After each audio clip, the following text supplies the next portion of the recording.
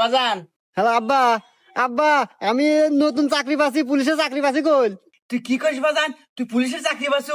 হ্যাঁ, আমার শুনে আত্মাটা জুড়ে গেল বাজান। আমার কত স্বপ্ন ছিল তুই একটা চাকরি করবো, সরকারি চাকরি করবো। যাক বাজান, আমি খুব খুশি হচ্ছি বাজান তুই চাকরি পাচ্ছু।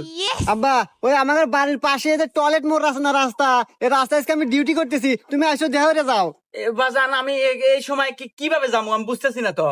আরে আব্বা, আমার মোটর সাইকেল আছে না, ওই মোটর সাইকেল বাইরে বাইরে টান দিয়ে আইসো, এই যে টয়লেট মোড়ের রাস্তা, এই রাস্তায় এসে দেখা করি, কথা কই তোমাদের। আচ্ছা আচ্ছা বাবা, ঠিক আছে, আমি এখনই আসতেছি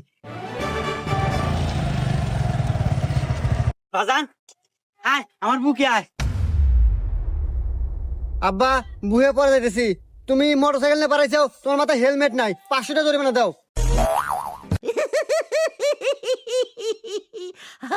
কে গাদা? আমি কল তোর বাপ। দেখো আব্বা, আইন আইনের গতির চলে, আইনের কোনো বাপ মাও নাই।